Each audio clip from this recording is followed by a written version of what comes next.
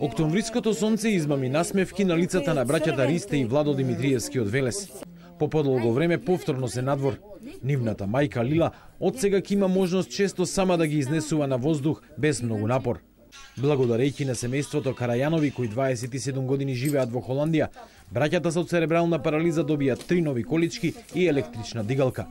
Со овие помагала, нивниот транспорт ќе биде многу поедноставен. Вртејќи ги каналите, македонските канали на канал 24, ја видов ситуацијата на двајцата браќа и ме трогна малце таа ситуација и решивме да со сопругата да им донираме нешто, да им помогнеме. Подобро се информиравме преку една пријателка моја од Турција, холандска турчинка да речам, која има исто инвалид детенце и она го знаеше повеќе патот до хуманитарните инстанци и овие колички што се донесени и оваа дигалка што е донесена се дадени на чисто хуманитарно, без ни едно евро да се плати.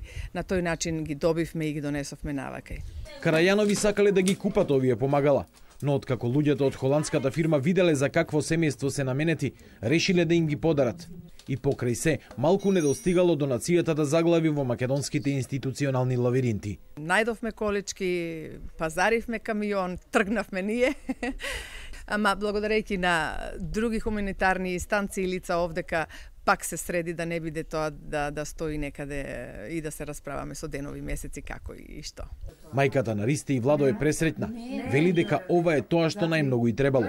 Раскажува дека се потешко е да ги крева своите возрастни синови, да ги става во количка, да ги пресоблекува или да ги преместува од еден кревет во друг.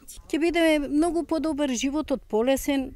Сум преблагодарна на сите донатори што донирале, што дале за оваа да биде олеснување кај нас.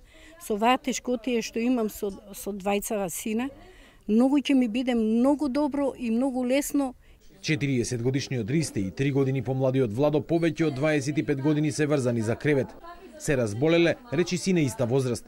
Пред 6 години починал нивниот татко. Откако телевизија 24 лани ја објави нивната сторија, многу хумани луѓе помогнаа да им се олесни животот. Во меѓувреме, општина Велес и Министерството за труд им обезбедија персонален асистент и куќна помошничка.